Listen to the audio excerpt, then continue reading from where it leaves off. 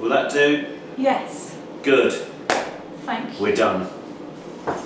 I was delighted by your show last night, by the way. That was a funny old business. Yes. Oh, what was it you were saying earlier? Well, I didn't do what I wanted to do. I got distracted and I went to something else, and then I find it very difficult when you're only doing 20 minutes, because I'm used to doing solo shows. Is you have to pick. You have to go. Well, this idea will take ages to talk about, so I'm going to do this, this, and this. And I nearly always walk off after 20 minutes. That's not what I wanted to do. So that's why tonight I'm going to, after I've done my solo show, then I'm going to do the 10 minutes that I meant to do last night in the late show. Are you? Yeah. Because which I'll probably regret now. Probably now I'd just rather sit and watch it and have a drink. But hamstrung by intentions.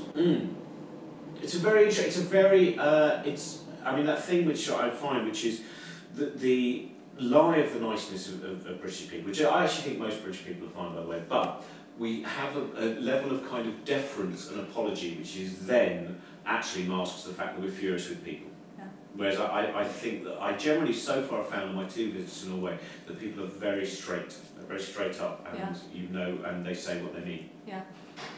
I find that in Denmark as well. Denmark, in Copenhagen, I found it fascinating because it's like, let's not get, let's not slow everything down with too many good manners. Let's get on with stuff. Yeah.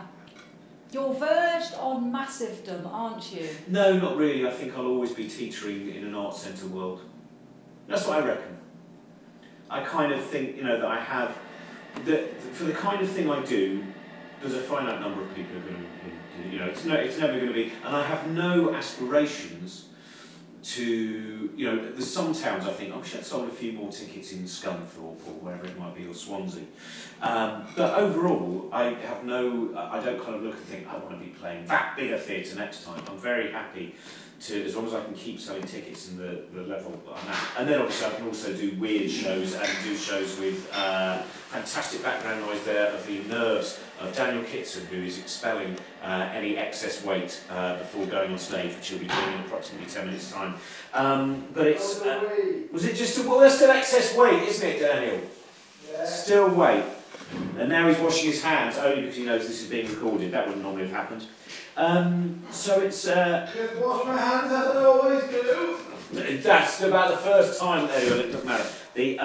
So, yeah, then I can do weird shows with kind of Brian Cox and stuff like that. And we can do weird things at Hammersmith and create odd things there. So I have my own little world, and then sometimes I can go into a bit of a bigger world as well. Well, in some ways it might be. If I go back to, my memory starts at around kind of mid-2-ish. Pretty young. Yeah, but you see, there's various instances that I ripped a tendon out of my hand, I ended up having to have my chin stitched up, and I was in a big car accident. So I think because there were lots of... Yeah, so I think because there were lots of very major and dramatic events, that kind of kicks things in. And so from then on I can roughly shade. So I have, all of those kind of events that happened in childhood and the level of fear that was engendered by being in a big car accident. So probably something happened around there that made me, but you never know that. I love that the joy of all these things is the psychobabble of deciding why you do what you do. And it's very, very hard to ever work out. Yeah, each one of us can find an incident which we might be able to peg and say, I think that may well be now I've decided to shout things on stage, play things on the violin, do these wonderful paintings. I only do one of those things. I shout on stage, I don't play the violin or do paintings. I was being general. But there's so many different things that may well lead to it. I mean, I always loved comedy. And then, things like Laurel and Hardy and Charlie Chaplin, and Some Mothers Do Have Them, which was the big sitcom of the time, and those kind of things.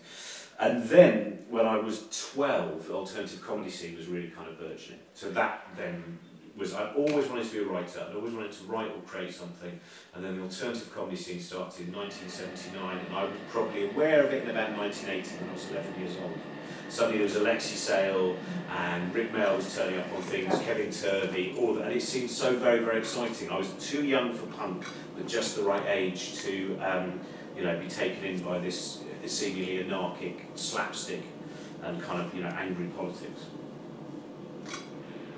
When you're performing, do you feel free? Well, it's interesting because the best performing, I think, is when you perform, when you don't really know what you're doing, seemingly. You're so excited by what you're doing.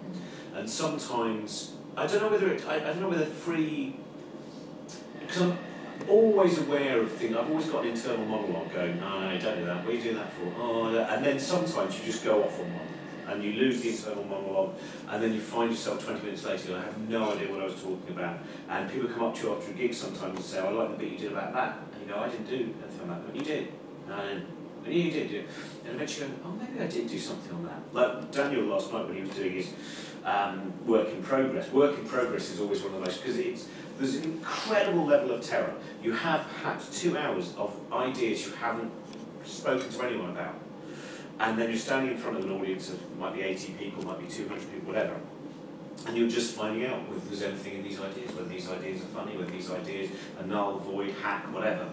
And those are some of the most exciting but terrifying things. The desire to create new material and making yourself fail. Yeah, I love the kind of, you know, the Beckett fail again, fail better.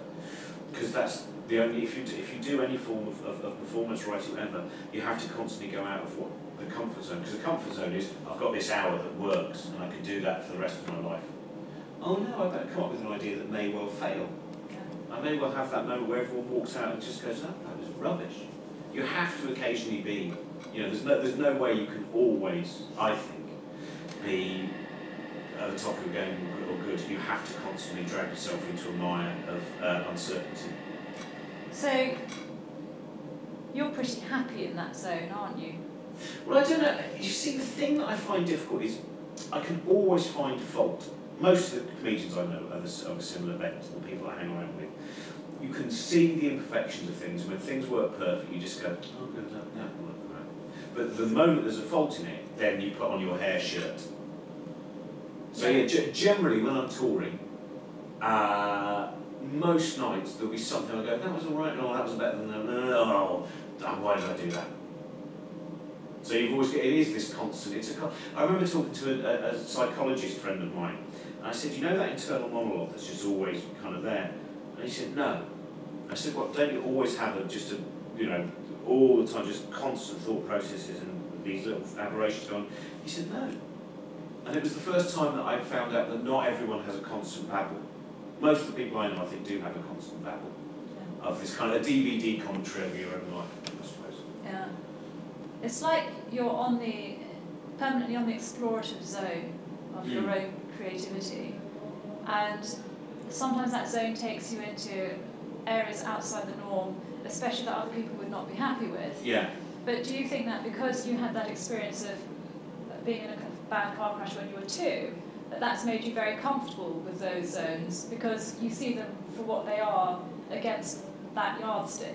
No, I'm never comfortable at all with those things. This is the great thing, is that I find it, talking to Josie, of course, is on tonight as well, where, you know, the times you just go, why am I doing this? Why am I doing this? Why am I, you know, every night you're standing at the side of the stage going, why am I doing this? Why am I going to open with new material tonight? And I think it's, whatever the disease is, or whatever, that you both have to do it, and imagine that if I could give this all up now, I'd be much happier. And then you go, oh no, I wouldn't, because I have to do it. Yeah. And I think there are different, it sounds very pretentious and ridiculous, but you kind of go, well, this is what I do. And I don't see any other definition of me apart from being someone who goes on stage and goes off on, you know, ridiculous ideas and then spends the rest of his life sitting on trains waiting to get somewhere else. That's kind of, every now and again I think, if I just stop. About 2 years ago, at the beginning of the tour, I thought, this can be my last tour, I can't do any more.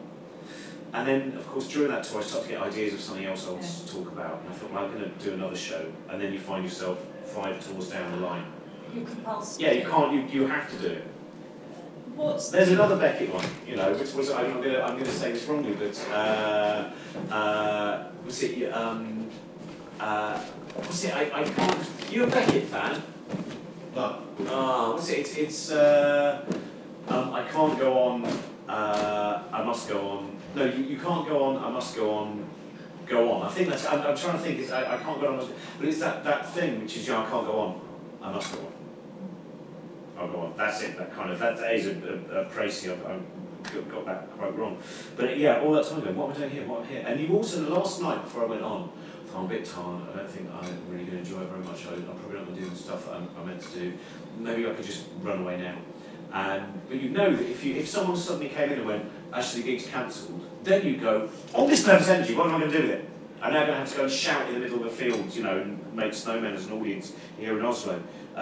So yeah, it's a strange contradiction, which I think most people I know have, which is to have this ridiculous fear. And I was interested, years ago, I was talking to Alexis Sayle, and I said, I was always amazed when I read an interview with you where you said, you know, I never really felt nervous before going on. I used to just whistle down to the comedy store, go on stage, do my stuff, and then just wander off back home. And he said, did I say that? I must have been lying. And that's, you know, the thing is that most people I know who perform, there's some that I think, oh no, they have no nerves at all. And then one day we do a gig with them, and I go, you get nervous? Oh yeah, I get really nervous for a long time. But everyone, it's a non-life-threatening thing. Now that's the thing, that some people have a desire to climb mountains and go white water rafting, you know, and they would rather do that. They would rather risk their physical self than the humiliation of your kind of mental self. Whereas I would much, you know, if I have I don't really want the humiliation of either. But, you know, I think I would take the humiliation of my mental self as opposed to being, you know, dashed on the rocks in a canoeing accident. I think so. Yeah. I'm just not a canoeist. I've got the knack of being a good canoeist. Well, you are that. I'm not a movie. Do you need another wee? You're right. Have you got enough wees? One way, I'm running. Long wee? The camera's on, Daniel, so you know. Is that all right? Stolen the soul of my leg. What are you after? Oh, There should be a case just downstairs before you go on. you need water. Well, in terms, I suppose that the most excitement, joy, and fear, which are all the things, aren't they? The thing that gives you so much joy and the fear that is just, it's basically just, mucking around and coming up with ridiculous ideas with my son, whatever it might be. So that would be it. That would be the thing that I enjoy most. That's the thing that I think is the most. My son the other day was having a. Sorry, I'll pull back now. Actually, I won't tell this story. Can't tell it to you off camera. But what do you mean though? So what do you mean? No, I mean, we've talked about sort of like this fight, this humiliation, this thing. Yeah. So what's for you personally? What's the most precious thing about you? Do you know? I don't know. I never think like that. I never really. I just keep,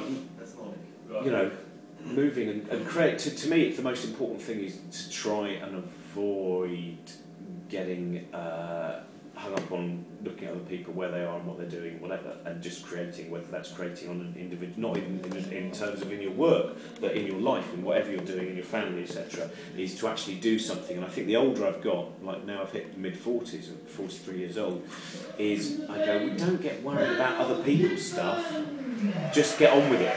Whenever I get people complaining about things, I saw this thing you did, why did you do that? I go, well, you go and do something, just create that. So I think that's, on that thing in terms of a public existence, that to me is the most important thing, which is not to sit around and bitch about where other people have got and the fact that you didn't get on that show and they did and blah blah. It's just go, I better make another thing then. I have to make a new thing. I have to keep making things.